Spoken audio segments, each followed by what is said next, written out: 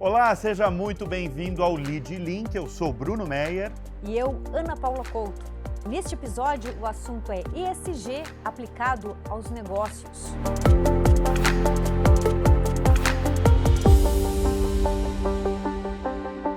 E nesse programa nós vamos receber Isabela Morbach, diretora da CCS Brasil, e Ricardo Assunção, líder de ESG e sustentabilidade para a América Latina da EY. Obrigadíssimo pela presença aqui no Lead Link. Ricardo, começamos com a sua explicação do porquê o desenvolvimento sustentável é tido como um dos maiores desafios da humanidade para a próxima década. Essa é uma ótima pergunta. E assim, hoje a gente vive num modelo que é insustentável. A gente retira muito mais do planeta do que ele consegue repor. E se a gente der uma olhada na década de 70, mais ou menos, a gente usava os recursos naturais de uma maneira mais ou menos equilibrada. E hoje, por exemplo, a gente passa metade do ano usando uma cota do próximo ano. Ou seja, então se a gente tivesse uma cota anual de recursos naturais, e eu estou falando de minério, de água, de madeira, né, de tudo que a terra nos dá, se a gente tivesse essa cota anual, a gente entraria no cheque especial mais ou menos em julho. Então, a gente não consegue mais ser sustentável nisso. Então, só por isso, a gente já tem que pensar que o único formato permitido para a gente continuar vivendo aqui, uma vez que a gente não consegue retirar recurso de nenhum outro lugar que não a Terra, nem da Lua, que está aqui do lado, a gente consegue extrair recurso, a gente precisa focar no desenvolvimento sustentável, né? E o desenvolvimento sustentável, ele não tem a ver só com o meio ambiente, mas ele tem a ver com as pessoas, com a manutenção da vida de uma forma justa e equilibrada aqui.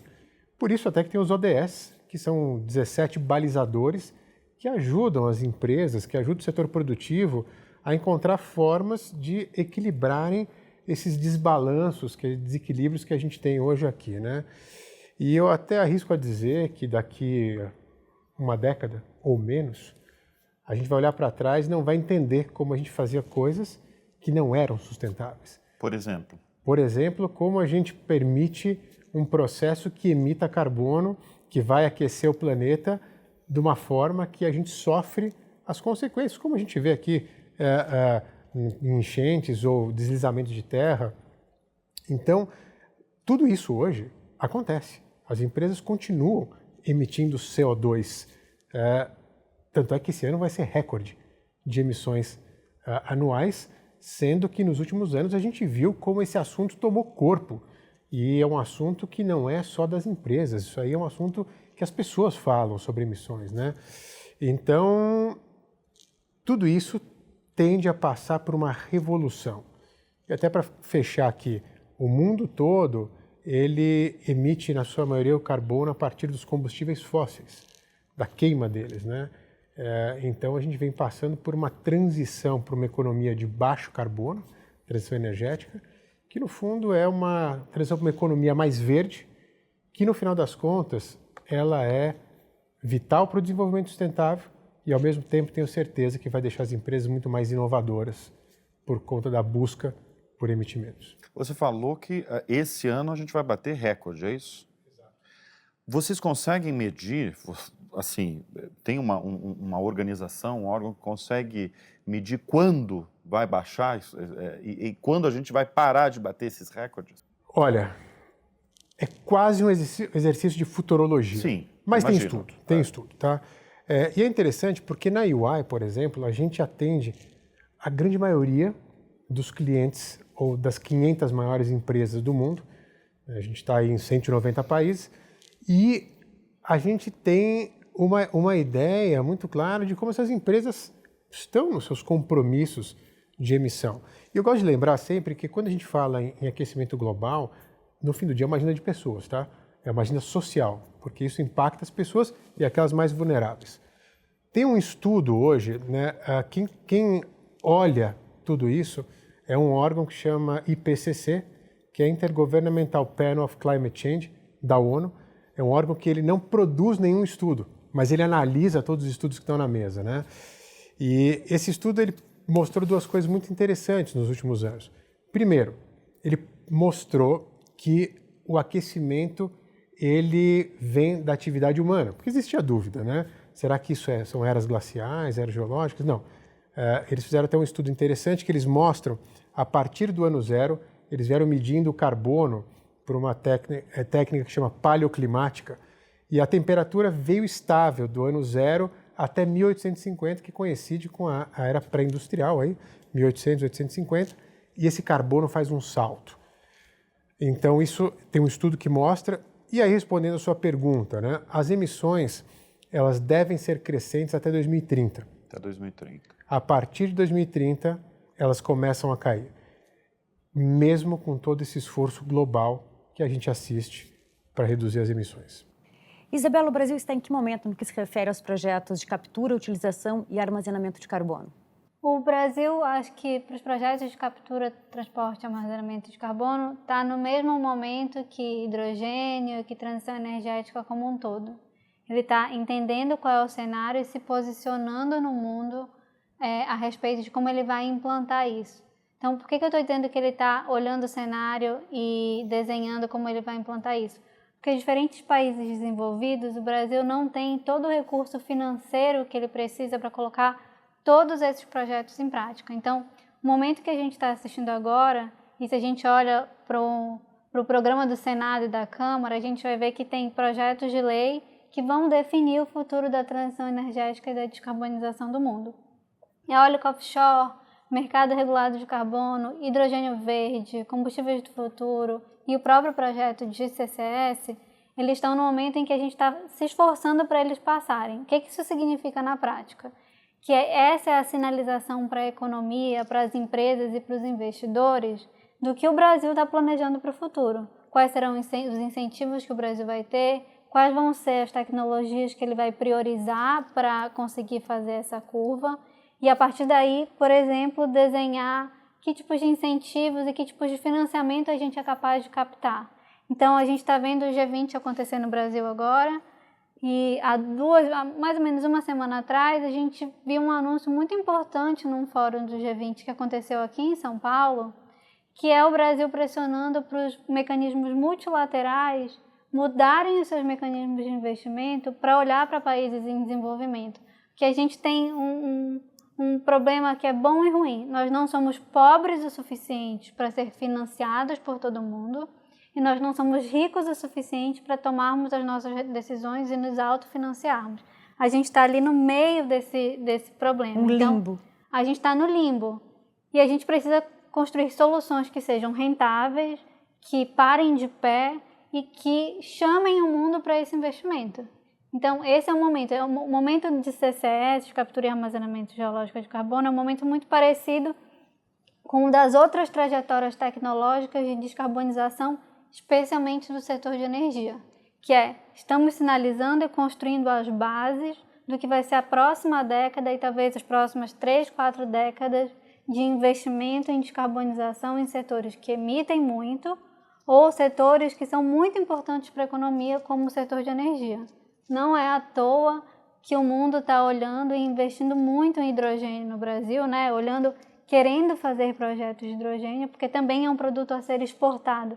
É um produto interessante, não é bom só para o Brasil, é bom para a economia como um todo. Você que está totalmente envolvida com esse tema, está otimista em relação ao futuro do Brasil? Estou muito otimista porque eu acho que o Brasil finalmente está entendendo que ele tem vocação. Se a gente tivesse essa mesma conversa há 3 anos atrás, a gente estaria falando de carro elétrico, que tem todos os méritos, que é muito importante e que vai ser importante no Brasil. Mas há 3 anos atrás era a bala de prata. E aí alguém sentou na mesa e disse, ei, pera lá, por que essa vai ser a prioridade se a gente tem o país dos biocombustíveis? Não quer dizer que a gente não tenha que eletrificar a nossa frota e que esse não seja o futuro, porque eletrificar tem outros efeitos positivos que não só a descarbonização, que é, por exemplo, diminuir a poluição das cidades. Mas a gente precisa de recursos, a gente precisa mudar a infraestrutura. Então, por que a gente não foca antes em biocombustíveis, que vai desenvolver o país, desenvolve o agro, desenvolve o setor de energia, desenvolve o setor de combustíveis, para depois chegar na eletrificação? Então, eu estou otimista, porque eu acho que finalmente a gente entendeu que a gente é bom em muita coisa e que a gente tem que olhar o que é bom para o país, não só o que é bom para um país determinado um país desenvolvido que tem o recurso para investir. A gente está investindo no que a gente é bom para fazer. A Isabela tocou num ponto muito interessante, que é o carro elétrico, né? Você vê praticamente todas as montadoras no mundo anunciando seus novos modelos de carro elétrico, e você tem montadora como a BYD, a Tesla, que são focadas em elétricos. Mas você tem uma declaração, por exemplo, do chefão da Toyota, que é a maior vendedora de carros do mundo, que diz que a transição para o veículo elétrico não vai ser tão rápida quanto todo mundo está falando, quanto todas as outras montadoras estão falando. Ele cita até um número. O mundo vai ter no máximo 30% da frota de veículos elétricos. Eu imagino que ele esteja falando de curto prazo ou médio prazo. Vocês concordam com uma opinião? Vocês estão mais o quê? Vocês acham que o futuro aí vai ser de... Estou falando do setor automotivo mesmo. Vai ser mais dos elétricos ou vai ter esses 30% dos elétricos e o resto vai ter híbrido? Qual que é a avaliação de vocês? Olha, o problema é global, mas as soluções, como você bem falou, são locais. A gente precisa entender a vocação de cada lugar, né?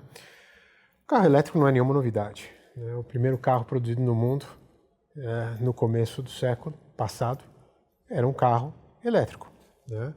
E então, mas o carro elétrico, ele é uma boa solução? Ele é. As montadoras anunciaram compromissos e em países desenvolvidos, a partir de 2035, 2040, você não compra um carro a combustão, tá? Hoje, se você for nos países do norte da Europa, os países nórdicos, a grande maioria dos carros vendidos são carros elétricos, né? Você vê aqueles salões do automóvel que não são mais salões do automóvel, são salões de mobilidade que a maior parte é tudo elétrico, bicicleta elétrica, tudo. Exato. Então, a eletrificação, ela é uma grande tendência mundial, tá? A gente trabalha com uma hipótese de eletrificação em massa, em larga escala. Porém, como você bem falou, existem outras formas de descarbonizar. E algumas delas, que no Brasil, com biocombustíveis, né? O Brasil hoje tem uma vantagem enorme com etanol, que emite aí 85% menos, por exemplo, que a gasolina. E até se você comparar um carro a etanol no Brasil, um carro elétrico na Europa, o carro etanol no Brasil emite menos, por conta da matriz europeia, que é uma matriz ainda baseada em combustível fóssil. Um carro elétrico no Brasil até faria muito mais sentido, porque a nossa matriz é limpa. Mas o carro etanol é uma solução para a gente, né? E outros biocombustíveis que o Brasil, inclusive biocombustível para aviação, o SAF, o Sustainable Aviation Fuel, o Brasil vai ser um dos 3 grandes produtores e líderes mundial nisso, né? E muito também por conta do etanol. Então, trazendo um pouco para o Brasil, o que eu vejo é que o etanol, apesar de uma matriz de transição, ele é uma realidade, a gente tem que explorar essa realidade e o carro híbrido, para nós, ele faz muito sentido. Como é que deve ser a distribuição no futuro? Grandes centros, maioria eletrificado, tá? Cidades menores e cidades em lugares que não são tão adensados, para transporte de caminhões pequenos, VUCs, o etanol e o híbrido, e o pesado para caminhões pesados, outros tipos de biocombustíveis também. Até porque, enquanto a gente não tiver uma geração de energia distribuída, você não tem uma oferta para carregar um carro elétrico no meio da floresta, por exemplo, né? Então a gente precisa prestar atenção e obedecer essas limitações. E só para fechar, você tocou na Toyota. Toyota vem investindo em carros a hidrogênio. Hidrogênio ainda é um combustível difícil de você domar, ele é muito instável, ele precisa de um tanque que aguenta uma pressão muito forte, mas o hidrogênio, por exemplo, o residual dele é água. Então, um dia, ele vai ser viável na mobilidade. O hidrogênio já é viável em uma série de outros setores, como combustível.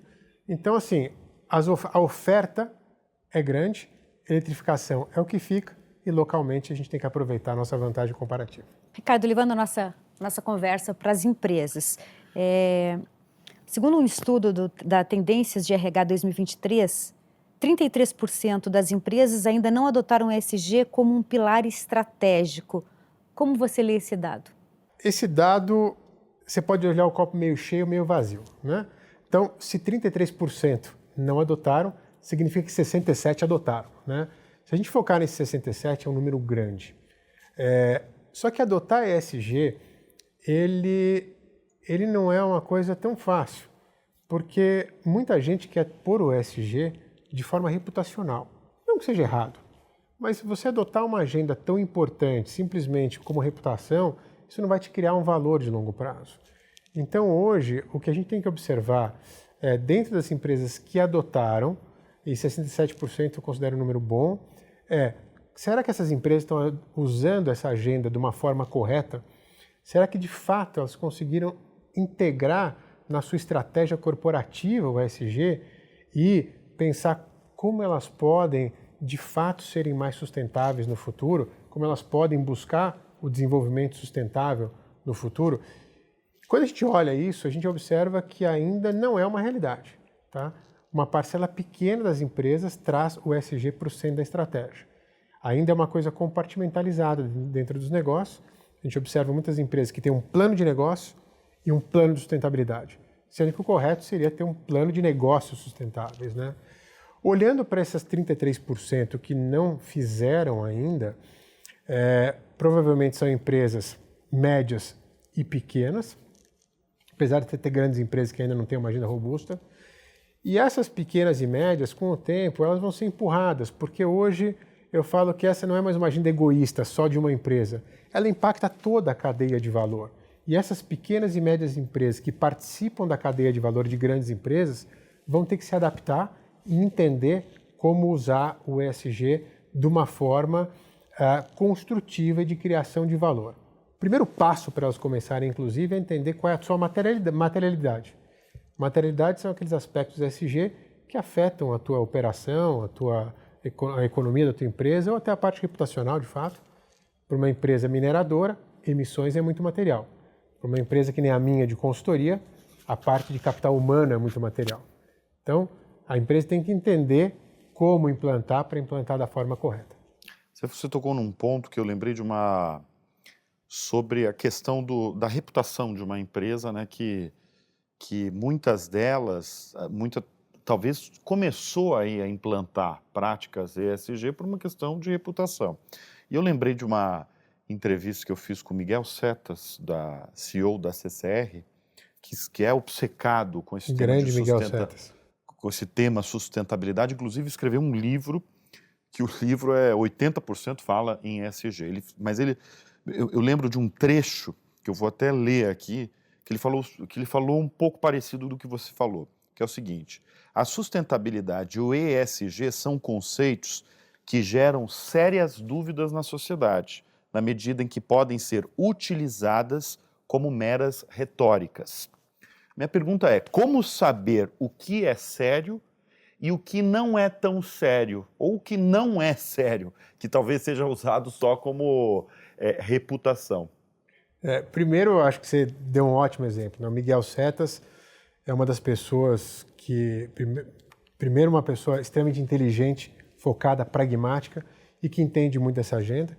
No livro dele, Os Gigantes pela Própria Natureza, como você bem falou, é um livro que traz muito do ESG. Mas o ESG, ele de fato, né, é uma agenda que muitas vezes é questionada.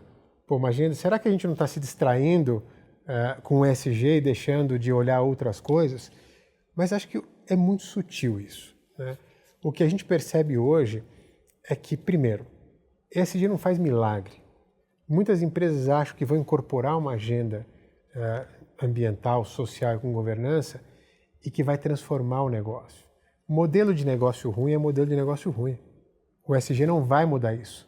Porém, uma agenda robusta de ESG numa empresa que tem um modelo de negócio equilibrado financeiramente é uma empresa que vai garantir competitividade no mercado e vai conseguir continuar gerando capital no momento onde as cobranças vão aumentar muito em cima dos negócios, né?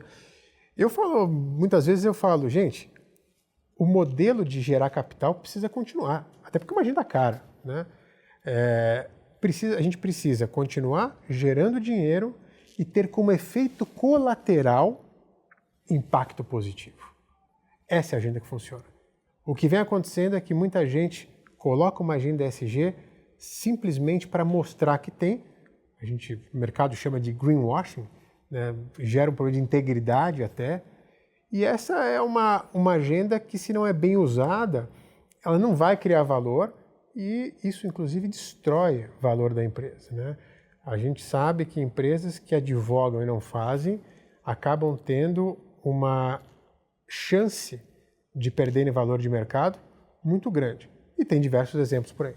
Isabela, qual é a sua expectativa para a COP30 no Brasil? Vai ajudar a destravar os projetos de sustentabilidade que estão no Congresso? Eu acho que antes da COP30 a gente tem a 29. E tem um movimento muito engraçado que é um pouquinho antes das COPs, todo mundo se agita e tenta passar os projetos. Então, eu nunca vou esquecer, assim, há 2 anos atrás, foi a primeira vez que o projeto de mercado de carbono foi a plenário. E aí a gente estava discutindo um outro projeto de lei e aí alguém falou na sala, não, olha, fiquem tranquilos que o projeto de mercado de carbono vai ser aprovado para a COP. E eu não estou falando da COP de Dubai, eu estou falando da COP do Egito. Fui para a COP, fiquei aguardando aquele momento do projeto de mercado de carbono ser aprovado. Passou, muita coisa aconteceu, teve eleições, não foi para frente. Esse ano, mesma coisa. Eu fui despachar no Congresso 2 semanas antes de ir para Dubai, para a COP. Não, olha, esse ano vai ser um pacote verde e o mercado de carbono vai sair junto. Fui para a COP pensando que tudo ia ser anunciado. Preparamos material no escritório para os anúncios todos de todos os projetos de lei. Eles passaram alguns projetos no plenário, mas a coisa não andou porque tinha muita discussão política. Então, eu acho que antes da COP30 a gente tem que ter a expectativa de, em 29, aprovar muitos projetos de lei para em 30 entregar resultado. Então, eu acho que esse tem que ser o esforço do governo e das empresas nesse sentido, porque não basta só a gente anunciar projeto de lei. A gente tem que chegar na COP e fazer bonito para dizer, olha, a gente conseguiu tanto de recurso para sustentabilidade, para fazer a descarbonização da economia, e eu acho que para desenvolver a própria Amazônia. Aqui eu sou da Amazônia, sou do estado do Pará, e eu acho que a expectativa de todo mundo que está lá e de quem está pensando a COP na Amazônia é pensar que a gente quer entregar um desenvolvimento que fique, que não seja só o resultado daquele evento, que as pessoas passam pelo Pará, passam pela Amazônia como um todo, e aí saem os turistas e sai todo o desenvolvimento que a gente esperava. Eu acho que a gente tem aí 2 anos para planejar o que a gente quer que fique para o país depois da COP30, e não o que a gente vai fazer até a COP30, porque eu acho que é o resultado do que vai ficar de herança para o país. Então, a atenção que o mundo vai dar para a gente, o fato das pessoas virem conhecerem a realidade que é diversa, não só da Amazônia, mas do próprio Brasil, entenderem que dá para fazer hidrogênio em todos os estados e em todas as regiões, que dá para fazer armazenamento em diversas regiões, acho que pode posicionar o Brasil de fato como o que a gente quer ser, a referência de sustentabilidade do mundo ou a Arábia Saudita dos créditos de carbono. Você falou sobre o SAF, né, que é o combustível sustentável da aviação. A gente tem um exemplo excelente no Brasil, que é a BBF, a Brasil Biofuels, que está produzindo através da palma de óleo combustível. Através da palma de óleo, ela produz o óleo de palma que vai gerar o SAF a partir de 2025. Que outras formas dá para gerar o SAF, o combustível sustentável? Eu acho que até para a gente falar de combustível sustentável... Da aviação, Brasil, né, que eu estou falando, do SAF, né? Eu acho que vale a pena a gente olhar um pouco, é o que você estava falando, né? O Brasil é uma potência em sustentabilidade. Ninguém compete com essa agenda com o Brasil. A gente fala de tecnologia, por exemplo, outros países podem ser melhor. Gastronomia também. Sustentabilidade não tem para ninguém. O Brasil ele tem ativos naturais que nos dão uma posição absurda, seja para produzir crédito de carbono, seja para criar uma nova bioeconomia, ou seja, para produzir biocombustíveis, né? O Brasil hoje, quando a gente fala de SAF, a gente tem 2 formas de fazer.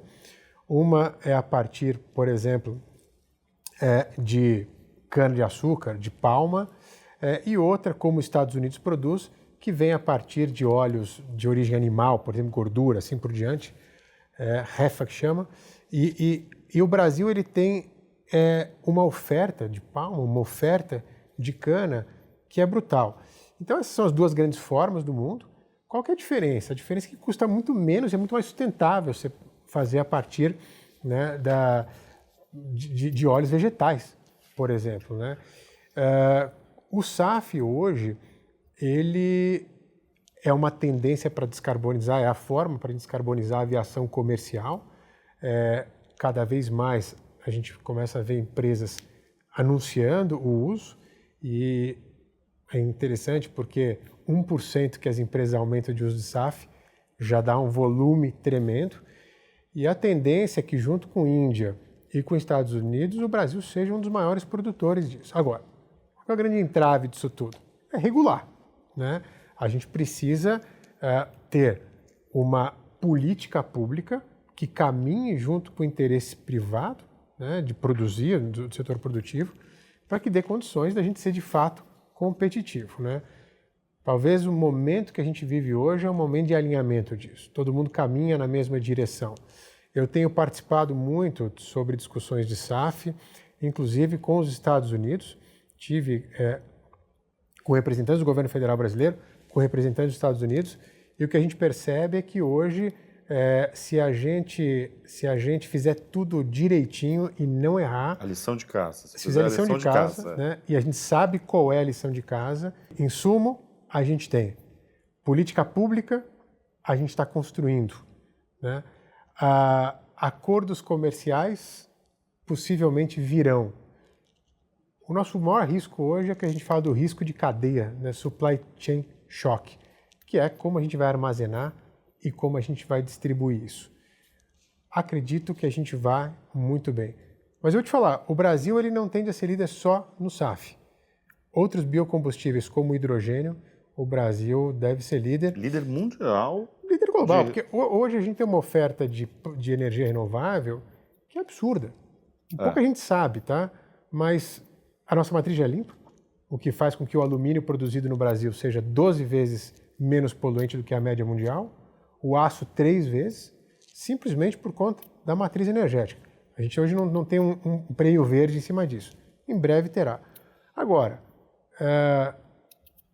o Roberto Gianetti da Fonseca sempre me fala isso, e eu acho muito interessante, que é o seguinte: o Estado brasileiro que tem o menor potencial de produzir energia solar é Santa Catarina. Por conta da posição geográfica, ele não captura muito a radiação solar. Santa Catarina tem 40% mais potencial do que toda a Alemanha. Esse é o potencial do Brasil. Então, os números são superlativos, né? E uma vez que a gente precisa de energia limpa para produzir o hidrogênio verde, ou seja, eólica, seja solar, a gente aí tem uma vantagem enorme.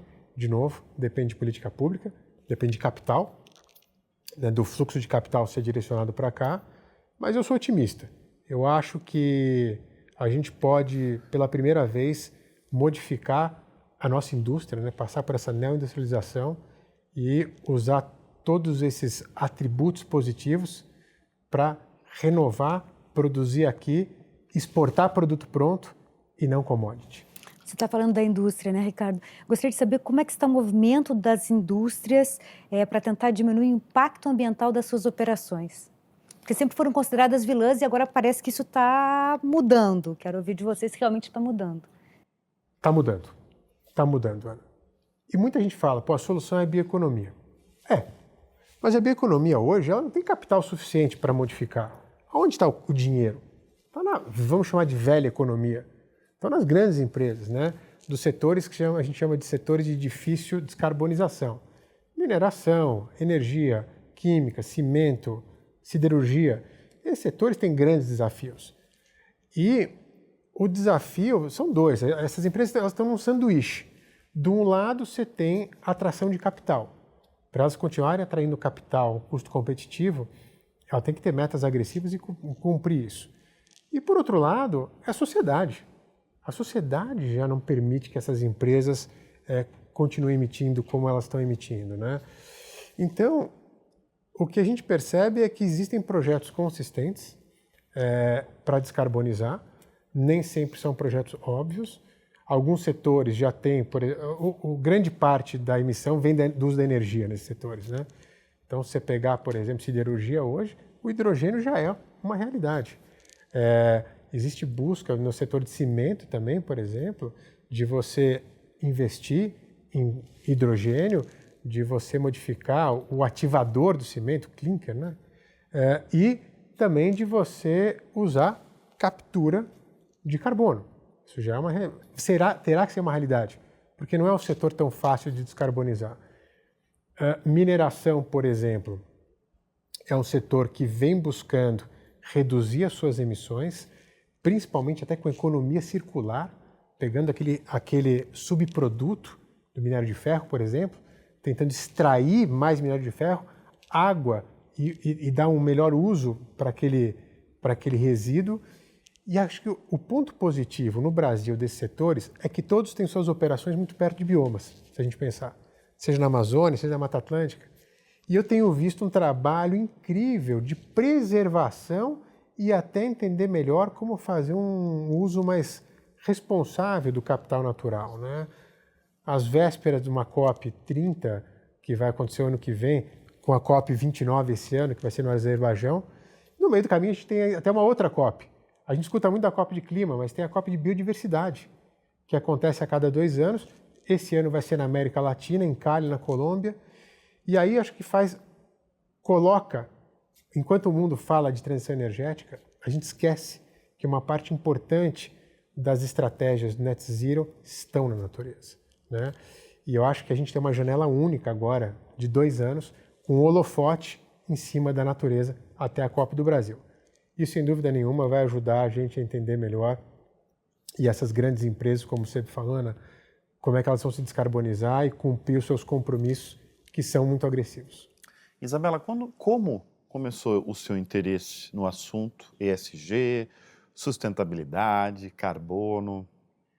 Eu era pesquisadora de direito financeiro e sobre os efeitos que a indústria do petróleo tinha nas economias. E aí fui parar no doutorado em planejamento energético, então eu não fiz doutorado em direito. E quando eu comecei a fazer doutorado, faz 7 anos, estava começando a discutir, afinal de contas, onde a gente vai parar. E um centro de pesquisa foi criado na USP, que se chama Research Center for Greenhouse Gas Innovations, é um centro da Poli, e é com muito financiamento para desenvolver novas tecnologias, para estudar tudo que estava ali disponível para descarbonização. E aí o bichinho me picou, porque o céu é o limite na tecnologia. A gente fala muito, quem está acompanhando na fronteira a pesquisa, que a pesquisa andou muito mais rápido do que o resto, porque no fim do dia, se a gente olhar o nosso prato hoje, a gente tem muito mais, tem todas as soluções. O que falta é vontade política, dinheiro e capacidade humana, que as soluções elas estão todas na mesa, não falta solução. Então acho que primeiro foi a pesquisa, eu venho da pesquisa, e de ver que é o futuro, não se discute. É muito engraçado, porque quando eu comecei a fazer doutorado há 7 anos atrás, se alguém perguntava o que era a minha tese, as pessoas faziam assim: hã? Não, injetar CO2 na rocha, o CO2 ocupa o espaço. Você podia explicar para o nosso espectador e ouvinte o que é esse projeto, como é que é?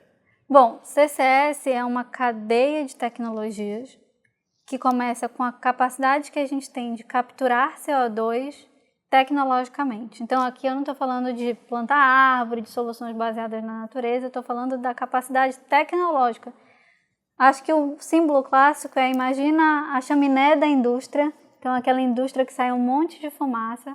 A gente simplesmente desenvolveu a capacidade de pegar aquela fumaça, passar por um filtro e ao invés de emitir para a atmosfera, a gente separa o CO2 de todas as moléculas que estão ali. Só que aí a gente tem um monte de CO2. Aí o que a gente faz com esse CO2? A gente pode produzir, por exemplo, metanol, que é um combustível sintético. A gente pode colocar para produzir Coca-Cola, água com gás e outras bebidas, mas a gente tem muito CO2. E a indústria do petróleo lá atrás Quando um campo fica maduro, o petróleo não sai mais naturalmente. Você não fura ele, sai que nem no filme. Então você precisa injetar um fluido. Qualquer coisa, ar, vapor d'água. E alguém teve a brilhante ideia de falar, por que eu não injeto CO2 ao invés de injetar vapor d'água? E aí descobriram que a gente tem a capacidade de pegar esse CO2 que a gente capturou, injetar no reservatório geológico e ele passa a ocupar aquele espaço. Então, o CCS, por exemplo, tem uma pecha no começo muito negativa porque todo mundo atrelava a indústria do petróleo, que era uma forma de explorar petróleo. Com o tempo a gente foi desenvolvendo a capacidade de só injetar CO2, não precisa tirar mais nada. Então a gente tem que imaginar que o subsolo, a 1000 metros de profundidade, ele é uma grande esponja. Se eu gotejo água na esponja, não sai vazando. A água fica ali, ela tem uma capacidade de retenção daquele fluido. E o nosso subsolo é uma grande esponja de CO2. O que a gente tem que achar? A gente tem que achar um espaço no subsolo que tenha poros, buraquinhos, e que eles se liguem entre eles. Só que o subsolo do mundo é gigantesco, Sim. Então a gente tem uma capacidade muito grande de armazenar CO2. E aí o que a gente vai ter que fazer para destravar isso? É puramente econômico. A tecnologia é madura, a gente já conhece, a gente já domina, a gente sabe os riscos, a gente sabe como mitigar. Agora a gente precisa arranjar um jeito de financiar. E aí vem tudo que a gente está discutindo aqui. Em que momento isso vai ser bom? Eu acredito que no Brasil, quando o mercado regulado de carbono estiver de pé, as empresas vão precisar fazer não só CCS. CCS é uma partezinha da solução, mas reflorestamento e evitar desmatamento.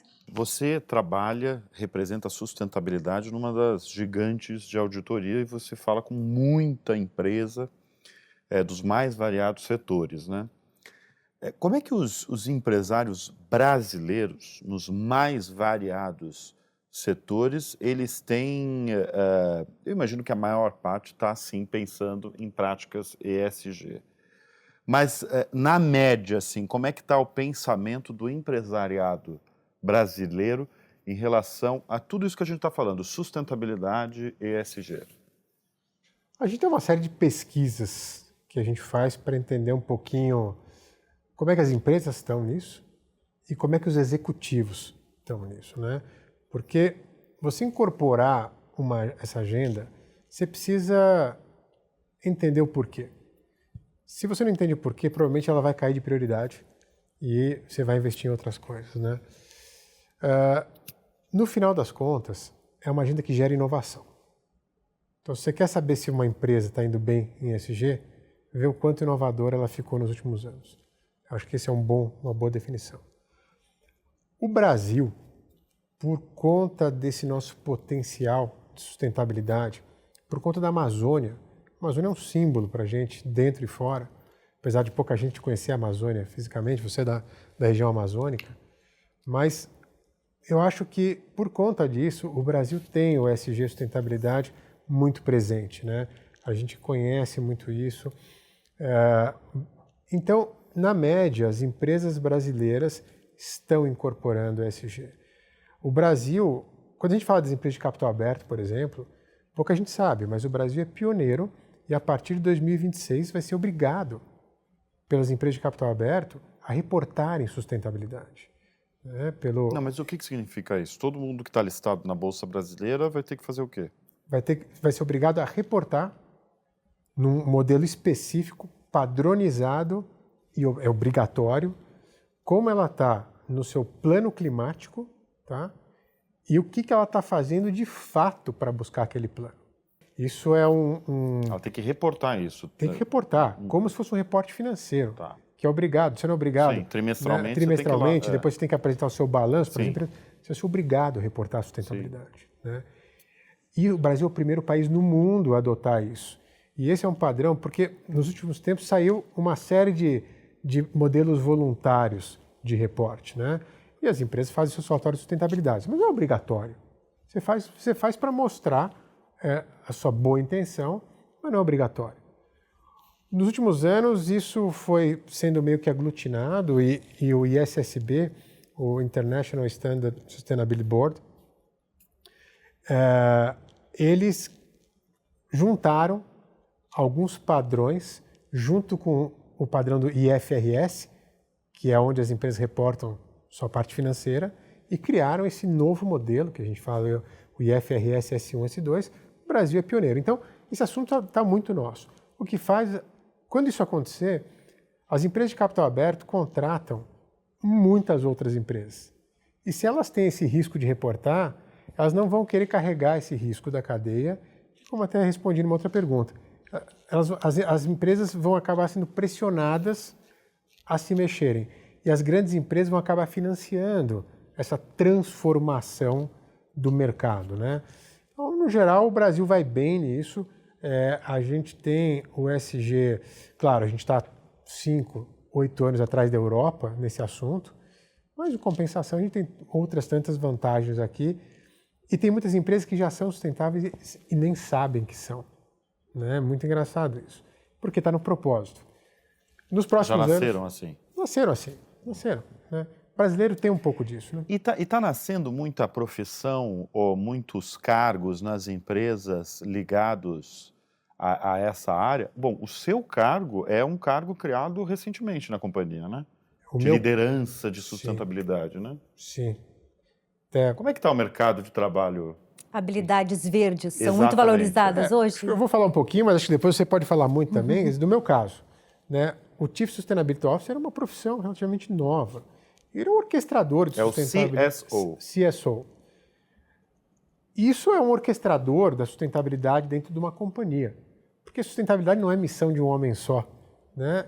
Mas é uma missão que você tem de colocar a sustentabilidade transversal em todas as áreas. O CSO perdeu força no último ano. E a gente prevê que o CSO novo, ele já é novo, mas ele vai ter que se inovar ainda mais. A gente chama de CSO transformacional, que é aquele CSO que tem um poder de influência em todo o C-level dentro de uma empresa, inclusive no CFO, e mostrar que a agenda de sustentabilidade preserva o valor financeiro da empresa. Isso é uma profissão nova que está acontecendo. E é uma tendência, o ITA, que é todos conhecem o ITA aqui, é o nosso centro de inovação aqui em São José dos Campos, está abrindo uma unidade em Fortaleza, e um dos 3 cursos que vão ter lá vai ser uma engenharia voltada à economia verde. Então, nascerão novas profissões para que a gente consiga capturar o valor e implementar tudo isso que está acontecendo agora, que tem muita novidade, né? Acho que essa é uma das principais preocupações, capacidade humana. Quando a gente está falando de inovação e que a gente sai do laboratório, como é que a gente dá escala àquele conhecimento que a gente desenvolveu em laboratório? E aí você precisa preparar um exército de pessoas. E aí a gente não está falando só do ponto de vista de quem está em escritório, mas desde o parafusador que vai precisar estar agora, que vai precisar cimentar um poço de CO2, antes ele tinha um cimento de poço de petróleo. Então, a cadeia inteira, de baixo até em cima, a gente vai ter que repensar. E esse é um dos pontos, quando a gente olha, por exemplo, nos fóruns internacionais de discussão, a capacity building e as colaborações internacionais têm focado muito em como a gente vai capacitar tanta gente com tanta rapidez em coisas tão complexas. Se eu falar de CCS, eu estou falando de geologia, de engenharia de petróleo, de engenharia química, de uma série de coisas. Mas isso é para tudo. Na indústria do hidrogênio, eu estava conversando esses dias com um consultor no escritório, eu falei, cara, engenheiro químico é a coqueluche do momento, porque realmente, se a gente está falando de diesel verde, se a gente está falando de SAF, se a gente está falando de CCS, se a gente está falando de hidrogênio, quem é o profissional em comum aqui técnico? Engenheiro químico. E tem tanto engenheiro químico assim no Brasil, e no fundo é isso, a gente vai ter que fazer uma preparação do piso até o teto. A mesma coisa a gente vê, por exemplo, no mercado de carbono. Eu sou advogada de mercado de carbono e é muito difícil da gente contratar. Tem demanda sobrando e você vai ao mercado procurar alguém que entenda de regulação de carbono, não tem. Muita gente vem da área ambiental, direito ambiental, porque entende um pouco ali do tema. Você vai no regulatório, a pessoa não entende nada. E aí é isso, esses profissionais estão se formando. Então a gente está vendo muita coisa de MBA, muito curso livre para tentar preparar muito rápido as pessoas. E se você vai ao mercado hoje ser procurado para esses cargos, é uma disputa à tapa. A gente mesmo recebe muito pedido para a indústria e fica tipo, olha, eu tenho esse, mas eu já indiquei esse para 5 vagas. Essa é a resposta mesmo. Esse geólogo, especialista nisso, eu já indiquei para 5 vagas, eu não sei para onde ele vai. É uma turma disputada. Muito disputada. E saindo, muito legal que eles estão saindo da academia para a indústria. Ricardo e Isabela, brigadíssimo pela presença aqui no Lead Link. A gente recebeu nesse programa a Isabela Morbach, que é diretora da CCS Brasil, e o Ricardo Assunção, líder de sustentabilidade ESG para a América Latina da EY. Brigadíssimo, mais uma vez aí pela presença de vocês. Muito obrigada. Obrigado também sempre para quem nos assiste quinzenalmente aqui no Lead Link. Agradecemos a Casalid, que nos recebe, o Inove Banco, que nos apoia, e a você que continua com a gente. Até a próxima. Até a próxima. Tchau.